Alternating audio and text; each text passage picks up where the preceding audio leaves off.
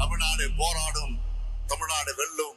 நேயர்களுக்கு வணக்கம். இன்றைய நேர்காணலில் பத்திரிகையாளர் ஒப்பீனியன் தமிழ் யாசிர் அவர்கள் இணைந்திருக்கிறார். அவரோடு பேசலாம். வணக்கம் சார். வணக்கம். தேர்தலுக்கு இன்னும் ஒரு வாரம் கூட இல்ல, நாட்கள் நெருங்கிக்கிட்டே இருக்கு. இந்த சமயத்துல தாவேக தலைவரான விஜய் அவர்கள் இன்னைக்கு ஒரு ட்வீட்டை வெளியிட்டு இருக்காரு. என்னதான் அரசு வந்துட்டு காபந்து அரசாக இருந்தாலும் சில அதிகாரிகளை கைக்குள்ள போட்டுக்கிட்டு அரசு எங்களை முடக்க பாக்குறது, பரப்புரை செய்ய விடாமல் தடுக்கிறாங்க, கடைசி நேரம் வரைக்கும் காத்திருக்க வச்சு எங்களுக்கு அனுமதி கொடுக்குறாங்க. அதனால எங்களால முன்னேற்பாடுகளை சரியா செய்ய முடியல, எங்களை வேண்டுமென்று ரத்து செய்யவும் வைக்கிறாங்க அப்படிங்கிற குற்றச்சாட்டை முன் வச்சிருக்கிறாரு. மக்கள் எல்லாம் பதிலடி கொடுப்பாங்க அப்படிங்கிற வாத்தியம் சொல்றாரு. பழையபடி நாங்க வந்து ஓல்டு ஃபார்மேட்டான ரோட்ல இறங்கிதான் பிரச்சாரம் செய்ய வேண்டிய அவசியம் கிடையாது, வீட்டுல வீடா வந்துட்டு பிரச்சாரங்கள் போயிட்டு தான் இருக்கா அப்படிங்கிற விஷயத்த பதிவு பண்றாரு.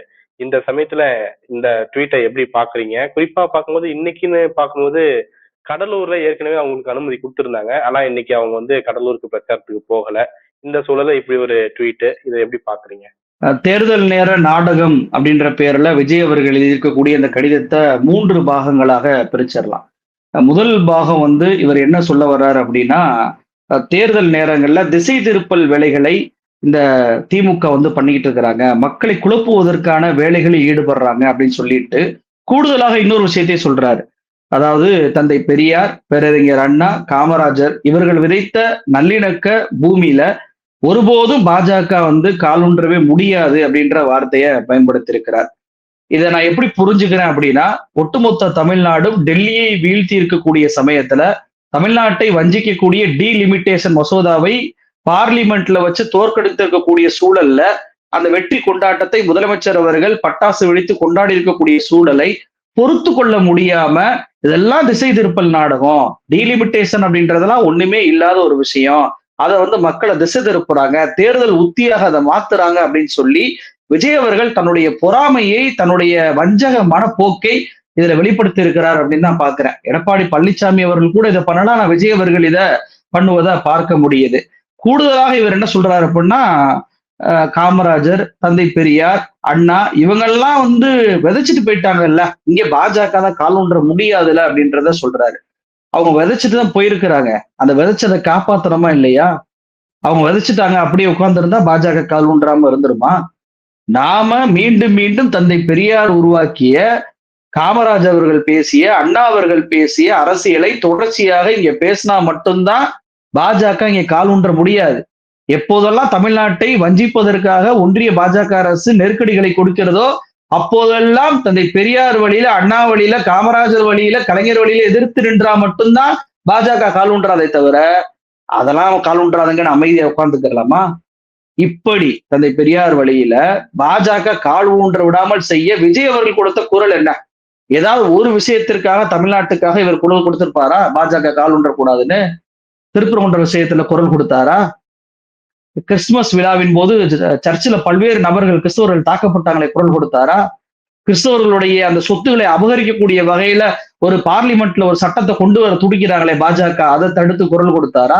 எதுவுமே குரல் கொடுக்கல. குரல் கொடுக்காமையே இவர் வந்து அந்த அமைதியா இருந்தா எல்லாமே நடக்கும் அப்படின்ற அந்த பழமொழி ஒண்ணு சொல்லுவாரு, கம்முன்னு கும்முன்னு, அது மாதிரியான டைலாக சொல்லிட்டு இருந்தா பாஜகவை இவர் வந்து வீழ்த்திடலாம் அப்படின்னு சொல்ல வர்றாரு. அதாவது இவருடைய நோக்கம் என்ன விஷயம் புரிய வருதுன்னா, பாஜக காலூன்றாதுங்க என்ன பண்ணாலும், இவங்கெல்லாம் அதை பாஜகவுக்கு காட்டி திசை திருப்பல் வேலையை திமுக பண்ணுதுங்க, நம்பாதீங்க அப்படின்னு சொல்லி மக்களிடம் வெளிப்படையாக பாஜகவுக்கு ஆதரவாக இவர் சொல்ல வர்றாரு. இதுதான் நான் புரிஞ்சுக்கிறது. இந்த முதல் பாகத்திலே இன்னொரு விஷயத்தையும் குறிப்பிடுறாரு. அதாவது திமுக மறுமுறை வென்றதே கிடையாது, இதுதான் அரை நூற்றாண்டு வரலாறுன்றாரு. 1967 வெற்றி பெற்ற திமுக 1971 மறுபடியும் வெற்றி பெற்றிருக்கிறது. சிஎம் வேணா ஒரே சிஎம் 2ஆம் முறை வெற்றி பெறவில்லை அப்படின்னு சொல்லலாம், அதையும் முதலமைச்சர் நான் வந்து முறியடிச்சு காட்டுவேன் அப்படின்னு சொல்லி இருக்கிறார். அப்போ மறுமுறை வென்றதில்லை அப்படின்னு சொல்வதன் மூலமாக தமிழ்நாட்டுடைய அரை நூற்றாண்டு வரலாறு என்பது தனக்கு தெரியாது அப்படின்னு சொல்லி விஜய் அவர்கள் வெளிப்படையாக இதுல இருந்து சொல்றாரு அப்படின்றத தெரிஞ்சுக்கலாம். 2வது பாகத்துக்கு வருவோம். இந்த பாகத்துலதான் நீங்க கேள்வி கேட்ட இந்த தேர்தல் ஆணையம் அவங்கள்ட்ட அதிகாரம் இருந்தும் கூட காபந்து அரசான திமுக தன்னுடைய நெருக்கமான அதிகாரிகளை வச்சு எங்களை தடை பண்றாங்க, நெருக்கடிகளை கொடுக்குறாங்க, பிரச்சாரத்தை எங்களையே ரத்து செய்ய வைக்கிறாங்க, அவங்களும் ரத்து செய்யறாங்க, அதிகாரிகள் மூலமாக பிரச்சார ஏற்பாடுகளை பண்ண விடாம தடுக்கிறாங்க. இதுதானே விஜய் அவர்கள் சொல்ல குற்றச்சாட்டு. நான் என்ன கேட்கிறேன் அப்படின்னா, இதுவரைக்கும் தேர்தல் வரலாறுல ஒரு மாநிலத்தில் இருக்கக்கூடிய ஒட்டுமொத்த தலைமை அமைப்பை மாத்தியதாக வரலாறே கிடையாது தேர்தல் ஆணையம். நம்ம தமிழ்நாட்டுல பாத்தீங்க அப்படின்னா தலைமை செயலாளரே மாத்தினாங்க. எந்த தேர்தலையும் மாத்தினது கிடையாது. தலைமை செயலாளரை மாத்தி சாய்குமார் ஐஏஎஸ் நியமிச்சாங்களா இல்லையா?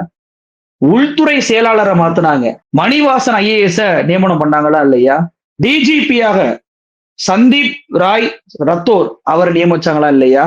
அதே போல சென்னை போலீஸ் கமிஷனராக அபின் தினேஷ் மோதக் ஐபிஎஸ் நியமிச்சாங்களா இல்லையா? கூடுதலாக லஞ்ச ஒழிப்புத்துறை டிஜிபி வரைக்கும் மாத்தினாங்களா இல்லையா? இப்படி ஒட்டுமொத்த தலைமை காவல்துறை அமைப்பையும் அரசாங்கத்துடைய தலைமை செயலாளரையும் மாத்தினது வரலாறே இல்லை. திமுகவுக்கு ஆதரவாக செயல்படக்கூடிய அதிகாரிகள், காப்பந்து அரசுடைய ஆதரவுக்கூடிய அதிகாரிகள் அப்படின்னு சொல்லி விஜய் சொல்வதாக இருந்தால் கூட அத்தனை அதிகாரிகள் மாத்திட்டாங்களே. மாத்தின பின்பும் எப்படி அதிகாரிகள் அரசுக்கு ஆதரவாக செயல்படுறாங்க அப்படின்னு சொல்றாரு. இவர் தான் சொன்னாரு இவ்வளவு பேரை மாத்தணும் அப்படின்னு சொல்லிட்டு அறிக்கையெல்லாம் வெளியிட்டாரு. மாத்திட்டாங்க. மாத்தின பின்பும் ஏன் இவர் தன்னுடைய இயலாமையை அரசின் மீது பழி போடுறாரு? ஏன் இவர் தன்னுடைய இயலாமைன்னு சொல்றேன்னா, தேர்தல் ஆணையம் இவருக்கு அனுமதி கொடுத்தும் பல்வேறு இடங்கள்ல பிரச்சாரங்களை இவர் தான் ரத்து பண்றாரு. அப்ப மார்ச் 30 வெள்ளிவாக்கத்துல அனுமதி கொடுத்தும் இவர் பிரச்சாரத்தை ரத்து பண்றாரு. அதே போல ஏப்ரல் 6 டி நகர்ல அனுமதி கொடுத்தும் பிரச்சாரத்தை ரத்து பண்றாரு.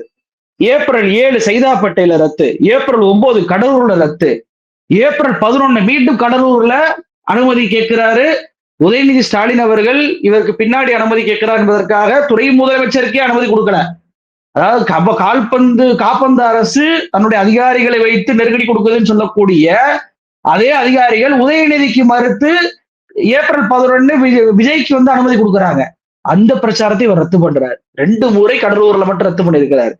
அதன் பின்பு பாத்தீங்கன்னா ஏப்ரல் 13 கும்மிடிப்பூண்டியில ரத்து. ஏப்ரல் 14 திருப்பூர் தருமபுரியை ரத்து பண்ணிட்டு திருப்பூருக்கு மட்டும் போறாரு. அங்கேயும் பெருமாநல்லூர்ல இருந்து பூலுவப்பட்டி அப்படின்ற ரோட் ஷோவை ரத்து பண்றாரு, டைம் போயிருச்சு அப்படின்னு சொல்லி. அதே போல ஏப்ரல் 10 காரைக்குடியில பிரச்சாரத்துக்கு போய் டயத்துக்கு அங்க போயிட்டு பிரச்சாரம் பண்ணிட்டு அதுக்கப்புறம் ரோட் ஷோ போனா பரவாயில்ல, ரோட் ஷோ போகிறார், சைக்கிளை ஓட்டுகிறார். அதாவது நேரம் போதுன்னு தெரிஞ்சும் சைக்கிளை ஓட்டுகிறார். நேரமில்லை அப்படின்ற வார்த்தையை கூட அந்த காத்திருந்த மக்களுக்கு ஒரு சொல்லாம, நான் சாரி என்னை மன்னிச்சுக்கோங்க, என்னால பேச முடியாம போயிருச்சு, வழிநடுக கூட்டமா இருந்துச்சு, அரேஞ்ச்மெண்ட் சரியில்லை, காவல்துறை சரியான ஒத்துழைப்பை கொடுக்கல அப்படின்னு சொல்லி குற்றச்சாட்டை வச்சு அந்த மக்கள்கிட்ட நன்றி சொல்லியாவது மன்னிச்சுக்கோங்க ஓட்டு போடுங்க சொல்லிட்டு கூட போயிருக்கலாமே. ஒரு வார்த்தை கூட பேசாம வேனுக்குள்ளே உட்கார்ந்து காரைக்குடியில இருந்து கிளம்பி போனவர் தான் விஜய். ஏப்ரல் 15 சென்னையில ரோட் ஷோ போறாரு.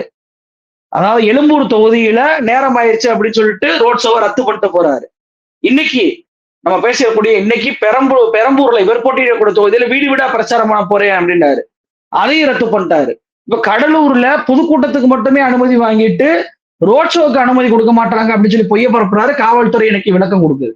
அப்ப நான் இப்ப வாசிச்ச அத்தனை பட்டியலுமே தேர்தல் ஆணையம் இவருக்கு அனுமதி என்பது கொடுத்திருக்கு. அனுமதி கொடுத்தும் இவராக ரத்து பண்ணிட்டு என்னைய ரத்து பண்ண வைக்கிறாங்க அப்படின்றாரு. இது எப்படி புரிஞ்சுக்க முடியுதுன்னா, விஜய் அவர்கள் இத்தனை நாள் மற்றவர்கள் இயக்குறாங்கன்னு சொல்லிட்டு இருந்தாரு. மனைவி விவாகரத்து வழக்கு போட்டா மனைவியே திமுக இயக்குது.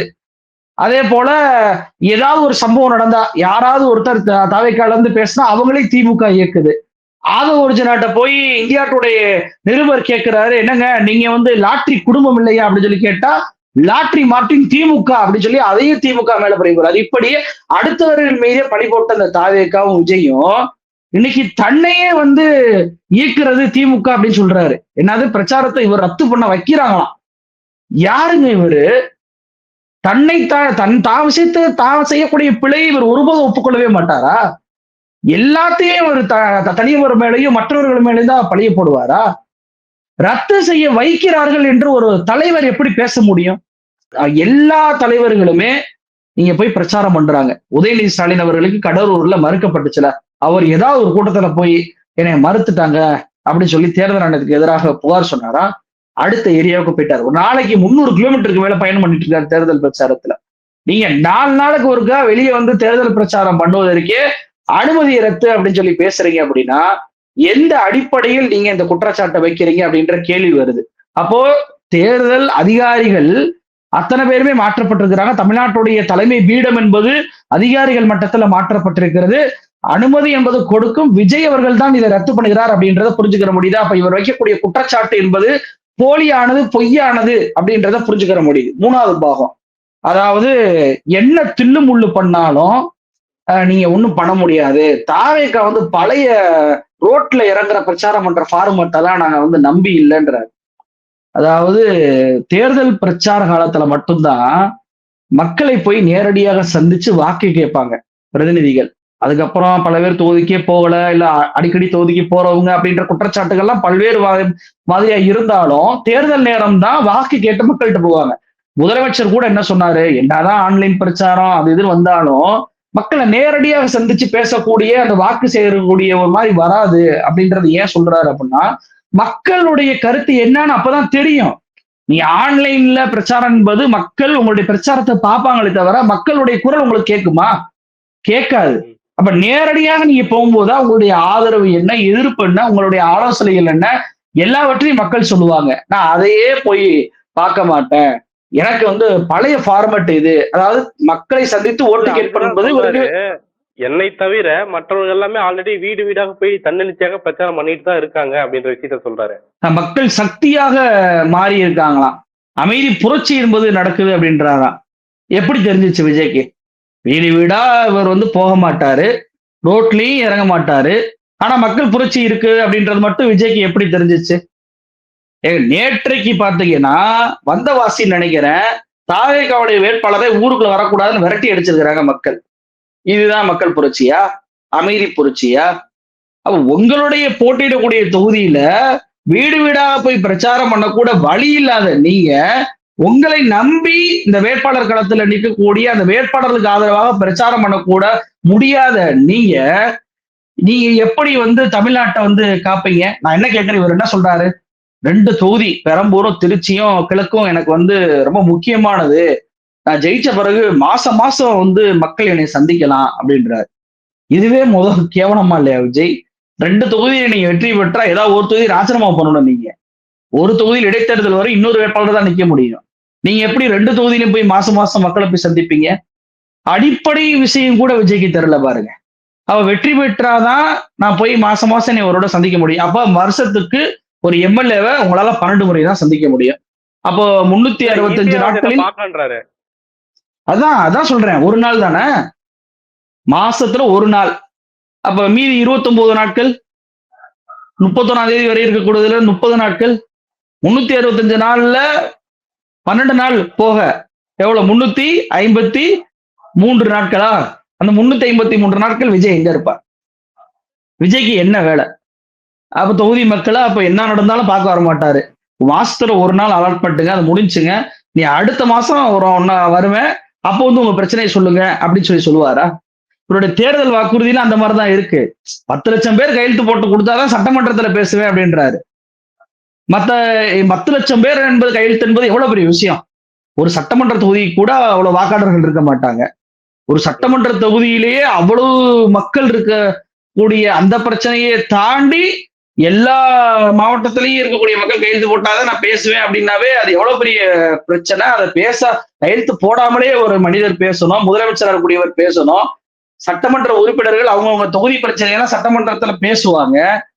ஆனா நாங்க அதெல்லாம் பண்ண மாட்டோம், கையெழுத்து போட்டு கொடுங்க, கையெழுத்து போட்டு கொடுத்தா விவாதம் பண்றோம் அப்படின்னு சொல்றாரு. அப்படின்னா கையெழுத்து போட்டு கொடுத்தா நாங்க பதில் சொல்றோம் அப்படின்னா இவர் என்ன மாதிரியான விஷயத்த சொல்றாரு? ரோட்ல இறங்கி மக்களை சந்திக்க மாட்டேன், மாசத்துல 29 நாட்கள் மக்களை சந்திக்க மாட்டேன், அதே மாதிரி நான் மக்கள் பிரச்சனையை பேசணும் அப்படின்னா கையெழுத்து போட்டாதான் பேசுவேன், இல்லைன்னா பேச மாட்டேன். இப்படி எல்லாம் யாருமே அரசியல் பண்ணது இல்லைங்க. தன்னுடைய பண்ணையார்த்தனது அரசியல் பண்ணையார்வாதிகள் அவங்க கூட இப்படி வந்து அரசியல் பண்ணி நான் பார்த்தது இல்லை. ஆனா இவர் ஒரு படி மேலே போய் மக்களை என்ன மாதிரியான அப்ரோச்ல இவர் நினைக்கிறாரு வைக்கிறாரு அப்படின்றத என்னால புரிஞ்சுக்கிற முடியல. இந்த 3 பாகமுமே விஜய் தன்னுடைய வஞ்சக போக்கை வெளிப்படுத்தி இருக்கிறார். தன்னுடைய இயலாமையை அடுத்தவர்கள் மீது பழி போடுகிறார். மக்களை நான் சந்திக்க வரமாட்டேன், நான் வீட்டுக்குள்ளதான் இருப்பேன், ஆனா நீங்க அமைதி புரட்சியை பண்ணியே ஆகணும் அப்படின்னு சொல்லிட்டு மக்களிடம் தன்னுடைய இயலாமையினுடைய வெளிப்பாடை பண்றார் அப்படின்றதான் என்னுடைய பார்வையா இருக்கு. இயலாமைன்னு சொல்றீங்க, வஞ்சகம்னு சொல்றீங்க, என்ன இயலாமையை மறைக்கிறதுக்காக இப்படி பண்றாருன்னு நினைக்கிறீங்க? ஏன்னா அவர் வந்து நான் இல்லைனாலும் மக்கள் சக்தி இருக்குதுன்னு சொல்றாரு. அவரு ஏன் அந்த இயலாமையை வெளிப்படுத்த போறாரு? அதாவது நான் ஒரு முறை மூத்த பத்திரிகையாளர் தராஸ் ஷாம் அவர்களை வந்து பேட்டி எடுக்கும்போது அவர் ஒரு வார்த்தை சொன்னார். என்ன அப்படின்னா, லயோலா காலேஜ்ல என்னுடைய ஸ்டூடெண்ட் தான் வந்து விஜய். அப்போவே பாத்தீங்கன்னா எந்த வேலையும் அவரா எதுவுமே செய்ய மாட்டாரு. ஒரு சொகுசு மாதிரியான வாழ்க்கையிலே வாழக்கூடிய ஒரு நபராக இருப்பவர் தான் விஜய். அவரெல்லாம் வந்து அரசியல்ல மக்களை சந்திச்சு களநில அரசியலுக்கு போய் இந்த மாதிரி அரசியல் செய்வார் என்ற அந்த நினைப்பே எனக்கு வரல. எனக்கு ஸ்டூடெண்டா இருக்கும் போதே விஜய் பத்தி தெரியும் அப்படின்னாரு. ஒரு ஆசிரியர் ஸ்டூடெண்ட் அன்னைக்கே கணித்திருக்கிறார். அதுதான் இன்னைக்கு நடக்குது. நீங்க எந்த ஒரு மக்கள் பிரச்சனைக்காவது விஜய் அவர்கள் வெளியே வந்திருக்கிறாரா? பனையூரை தாண்டி தூய்மை பணியாளர்கள் பிரச்சனையா பனையூருக்கு வாங்க. வெள்ள நிவாரணமா, புயல் நிவாரணமா பனையூருக்கு வாங்க.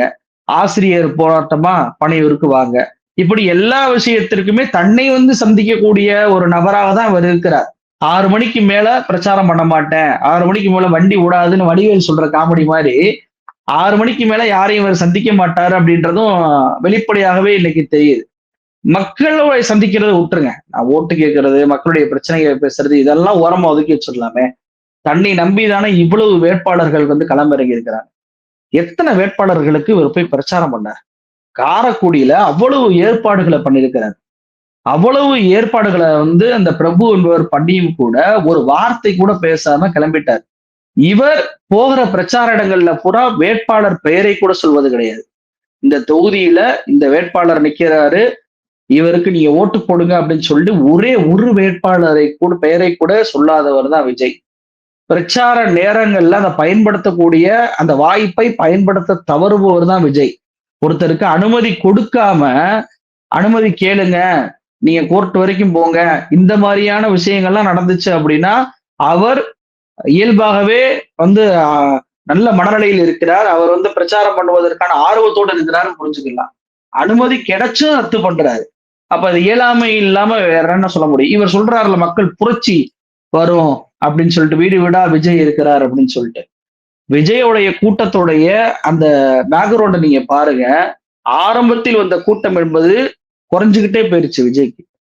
சுத்தமாக இப்ப வந்து வருவதே இல்லை. கிரவுண்ட்லயும் அப்படிதான் இருக்கு, ஆன்லைன்லயும் அப்படிதான் இருக்கு. விஜய் பேசக்கூடிய லைவ் விஷயங்களை வந்து மக்கள் குறைவாக பார்க்க ஆரம்பிச்சிருக்கிறாங்க. இது எல்லாத்தையும் விட தேர்தல் ஆணையத்திற்கு இந்த வீடியோ வாயிலாக நான் ஒரு கோரிக்கை வைக்க விரும்புறேன். விஜய் செய்வது எவ்வளவு பெரிய அயோக்கியத்தனம் அப்படின்றத பொதுமக்களும் தெரிஞ்சுக்கிறணும். ஒரு தேர்தல் ஆணையம் ஒருத்தருக்கு பிரச்சாரத்திற்கு அனுமதி கொடுக்குறாங்கன்னா என்ன மாதிரியான ஏற்பாடுகளை பண்ணுவாங்க? சாலையை வந்து முழுவதுமாக கண்ட்ரோல் எடுப்பாங்க, டிராபிக் எல்லாம் வந்து மாத்தி விடுவாங்க, அதிகாரிகள் வந்து வேற எல்லா வேலையும் விட்டுட்டு இந்த வேலையில் ஈடுபடுவாங்க, காவல்துறை அதிகாரிகள் ரோந்து பணிகள்ல ஈடுபடுவாங்க, பாதுகாப்பு கொடுப்பாங்க, கூடியிருக்கக்கூடிய மக்களுக்கு அடிப்படை வசதிகள்லாம் இருக்கா இல்லையா அப்படின்றத செக் பண்ணுவாங்க.